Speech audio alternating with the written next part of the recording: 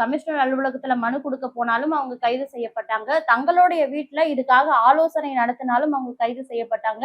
ஒரு கட்டத்துல வங்கக்கடல்ல கழுத்தளவு தண்ணியில இறங்கி போராடவும் ஆரம்பிச்சாங்க. அப்பவும் அவங்க கைது செய்யப்பட்டாங்க. எதற்காக கைது செய்யப்படுறாங்க? இவங்களுக்கு சொன்ன ஒரு காரணம் என்னன்னா, அனுமதி பெறாம இவங்க போராடுறாங்க. இது பப்ளிக் நியூசன்ஸ், அதாவது பொதுமக்களுக்கு இடையூறு விளைவிக்கிறதா இருக்கு அப்படின்னு சொல்லி கைது செய்யப்பட்டாங்க. நாங்க அனுமதி வாங்காம போராடினா தானே நீங்க கைது செய்வீங்கன்னு சொல்லிட்டு இவங்களுடைய உழைப்போர் உரிமை இயக்கம், அதுதான் இவங்களுக்கு தலைமை, இந்த போராட்டத்தை தலைமை நின்று தாங்கக்கூடிய ஒரு இயக்கமா இருக்காங்க. அந்த இயக்கத்தின் சார்பில் சென்னை உயர்நீதிமன்றத்துல மனு போட்டு இந்த போராட்டத்திற்கான அனுமதிகளை பெற்று, அதுவும் எங்க அனுமதி கொடுக்குறாங்க அப்படின்னு பாத்தீங்கன்னா, உழைப்போர் உரிமை இயக்கத்தின் அந்த அலுவலகம் அம்பத்தூர்ல இருக்கக்கூடிய அலுவலகத்திலே நீங்க போராடிக்கோங்க அப்படின்னு சொல்லிட்டு அந்த போராட்டத்திற்கும் பல நிபந்தனைகளை விதிக்கிறாங்க. அது என்னன்னா, இத்தனை ஒரு குறிப்பிட்ட நபர்கள் தான் அந்த இடத்துல கூடணும். ஒரு போராட்டம் பொழுது தன்னெழுச்சியா பல மக்கள் திரண்டு போராடுறதுதான் போராட்டம். ஆனா அந்த போராட்டத்துக்கும் இத்தனை குறிப்பிட்ட மக்கள் மட்டும்தான் அந்த இடத்துல போராடணும், இவங்க வரக்கூடாது, அவங்க வரக்கூடாது, மீடியா நிறைய இருக்கக்கூடாது, போலீஸ் பாதுகாப்பு இவ்வளவு இருக்கும்னு சொல்லிட்டு உயர்நீதிமன்றமே பல கண்டிஷன்ஸ் எல்லாம் அவங்களுக்கு கொடுத்து போராட்டத்திற்கு அனுமதி கொடுக்குறாங்க.